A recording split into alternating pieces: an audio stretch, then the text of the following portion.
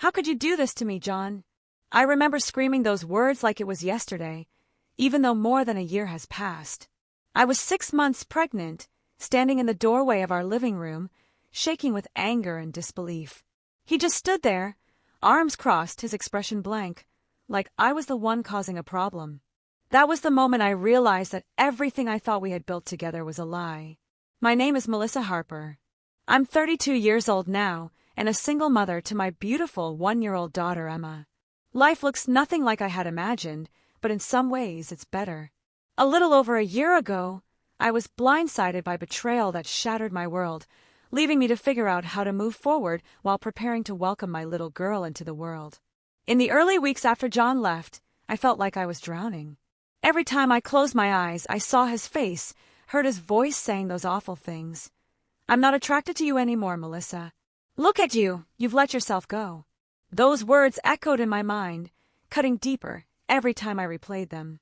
And Julia, my so-called best friend, she didn't even have the decency to look me in the eye.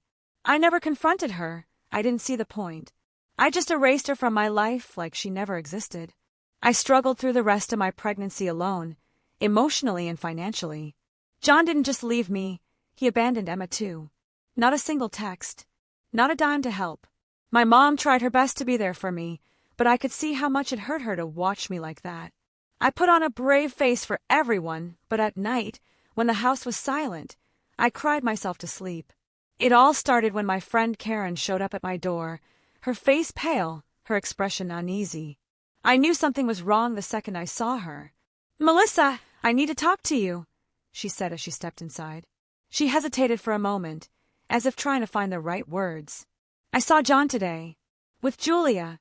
My stomach clenched. "They were coming out of a hotel together," she continued. I didn't want to believe it, but they kissed. Right there in the hallway. For a moment, I couldn't process what she was saying. John, my husband, and Julia, my best friend. My heart pounded as shock turned to anger. A million questions flooded my mind. Where? When? Are you sure? But deep down, I already knew. Karen wouldn't lie about something like this. It was as if my world had tilted on its axis, and I couldn't find my footing. I still asked, desperate for some other explanation. A hotel? Why would they be at a hotel? Karen's face was full of pity. My cousins were staying there. I was on my way to their room when I saw them. "Melissa, I know what I saw. They didn't see me, but they were coming out of a room together. They kissed." She paused, her voice softening.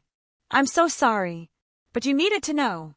Hearing it said aloud, so matter-of-factly, was like a punch to the gut. My chest tightened, and my eyes burned with tears as reality set in. I sank onto the couch, unable to catch my breath. My world was crumbling right there in my living room. The man I trusted, the man I was building a family with, had been sneaking around with the one person I had confided in the most. That night, I waited for John to come home, my stomach in knots, my heart pounding. When I heard his car pull into the driveway, a surge of both anger and dread hit me. He walked in like it was any other day, setting his keys on the counter and loosening his tie. I didn't even let him get past the kitchen. "How long has it been, John?" My voice was trembling but steady. He looked up, confused, then his expression hardened. "What are you talking about?" "Don't play games with me," I snapped. "Karen saw you at the hotel. With Julia. Now tell me the truth." His face twisted into a scowl and he scoffed. "Karen?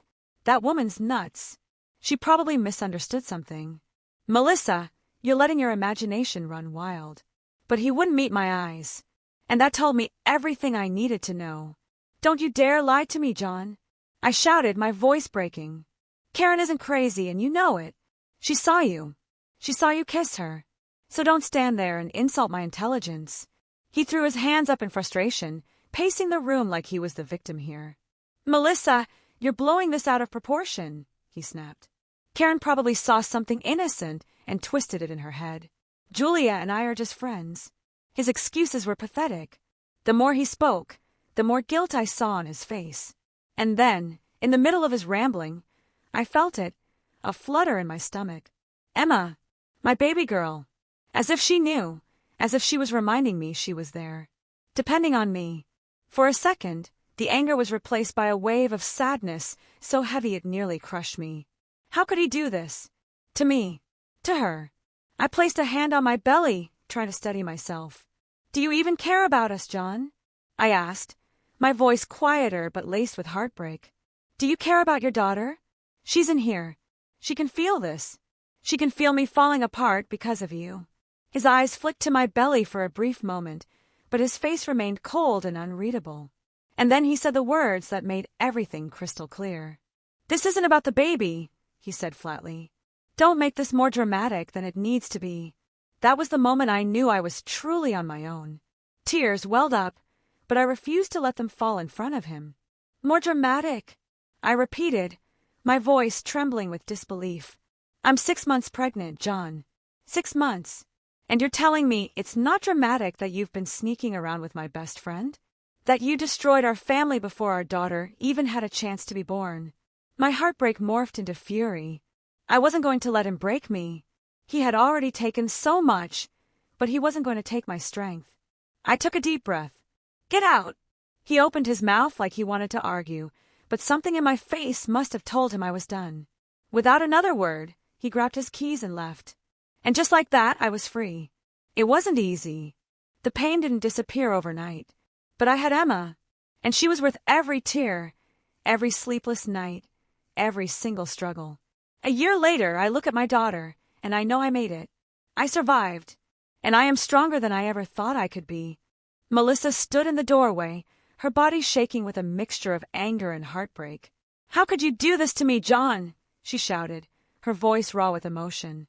John stood across from her, arms crossed, his face unreadable.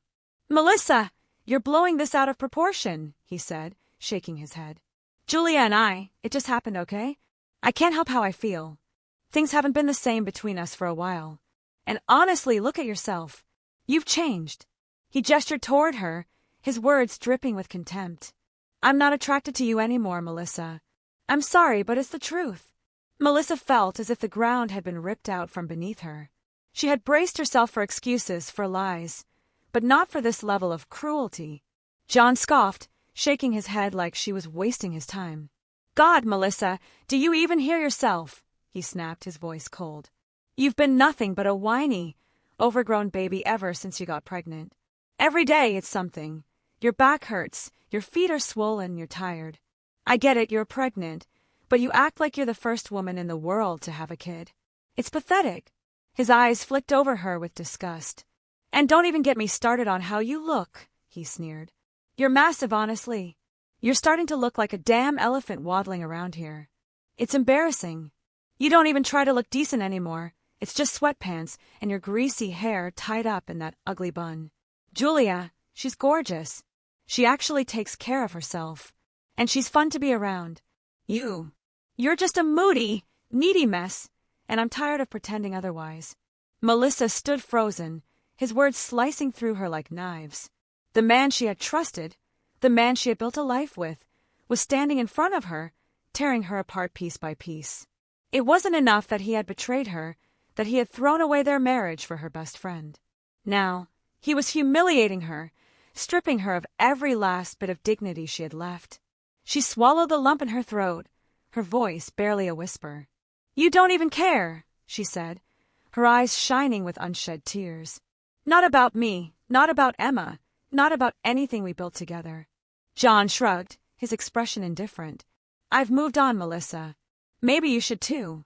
The words hit her like a slap, and in that moment she knew the man she once loved no longer existed. The next day, she packed whatever she could fit into a few suitcases and left. She couldn't stay in that house, surrounded by the shattered remnants of a life that no longer existed. Every corner was a painful reminder of him, of them, of everything she had lost.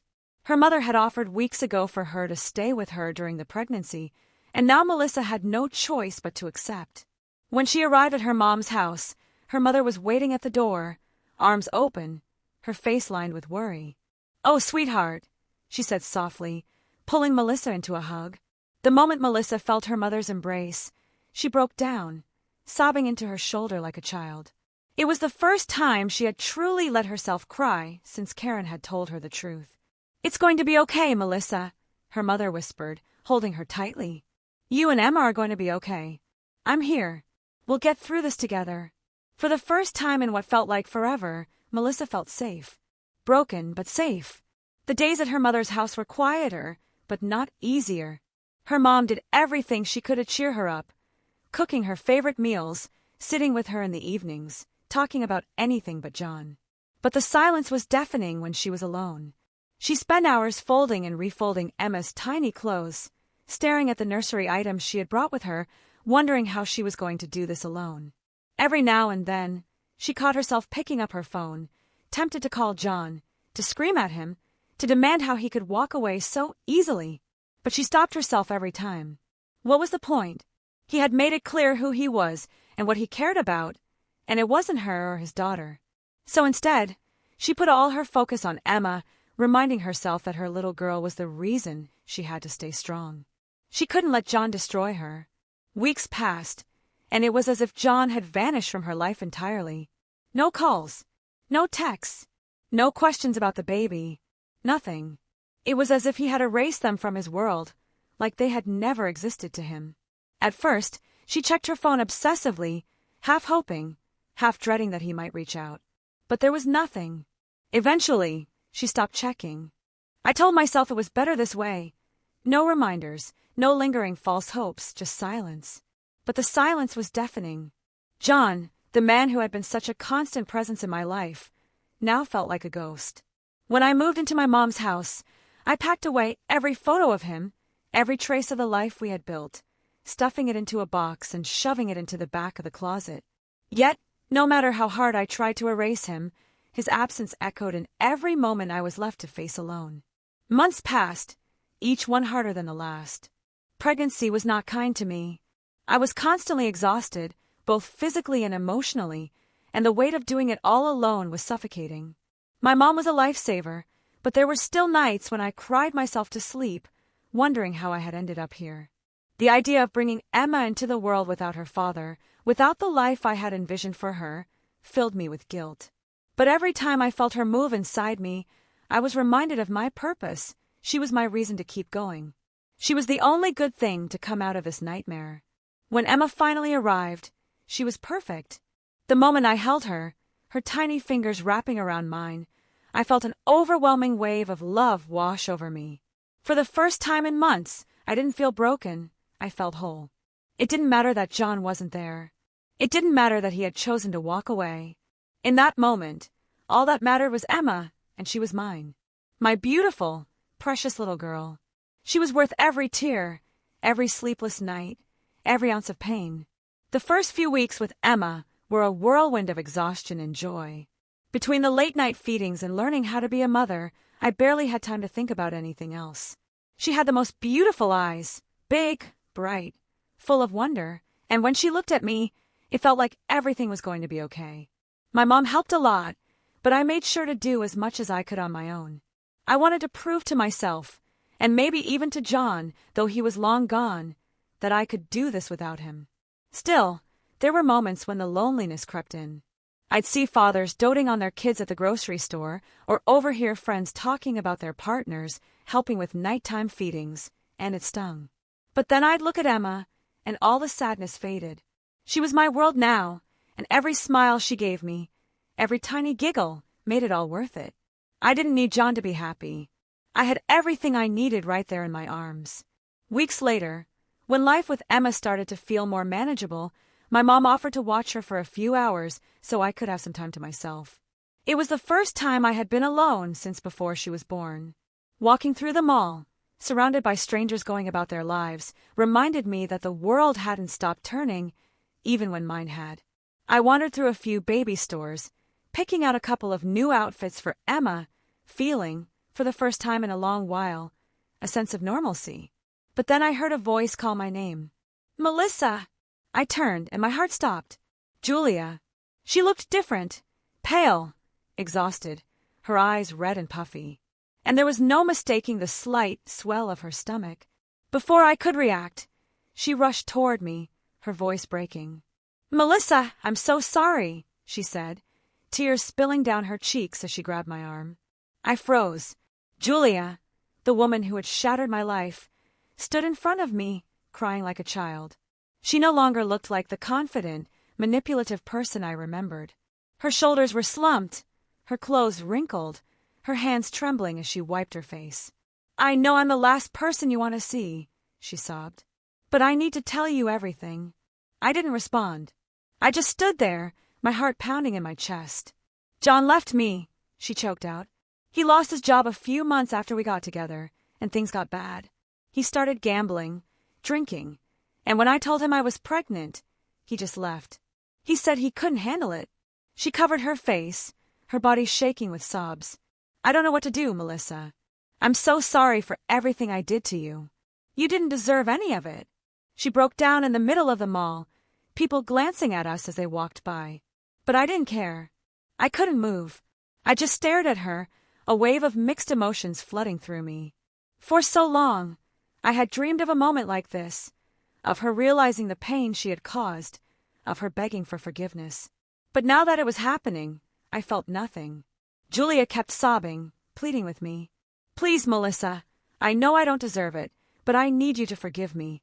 I was selfish and stupid, and I ruined everything. I wish I could take it all back. Please, I'm begging you." Her words hung in the air, but I didn't respond. I just stood there, staring at her, feeling an odd mix of pity, anger, and most of all, indifference. I looked at her one last time, then turned and walked away, leaving her there in the middle of the mall. When I got home, as if the day hadn't already been surreal enough, I was met with a second surprise. Sitting on my front steps, slouched like a man who had lost everything, was John. For a moment, I thought I was hallucinating. He looked so different, unkempt, exhausted, reeking of alcohol. His hair was messy, his clothes wrinkled, and he barely resembled the man I used to know. As I approached, he looked up at me, his eyes bloodshot and glassy.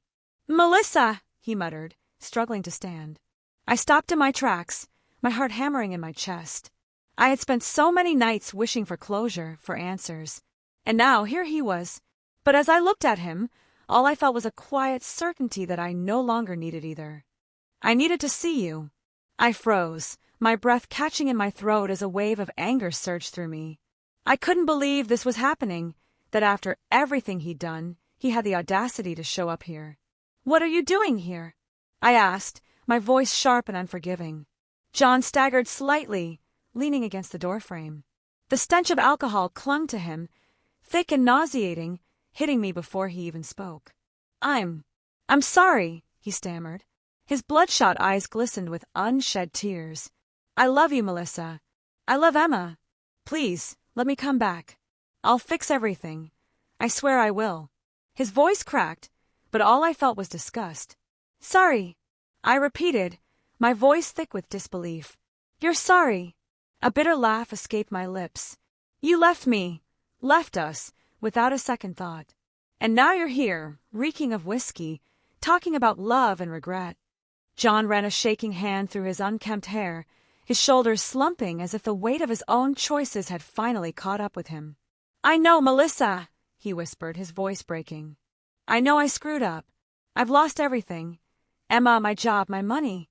I've been such an idiot, and I can't stop thinking about what I threw away. Please, just give me a chance to make it right." For a moment, I just stared at him, my emotions a storm of anger, pity, and something I couldn't quite name. This was the man I had once built my world around, the father of my child, now reduced to nothing more than a broken shell. "You love us." My voice trembled, but not with weakness, only disbelief. "Where was that love when I was 6 months pregnant and you walked out? Where was it when I gave birth alone, when I held our daughter for the first time and you weren't there?"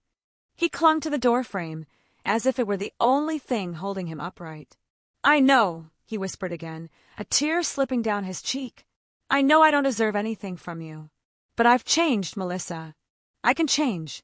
Please, just let me be a part of Emma's life. I'll do anything." A lump rose in my throat.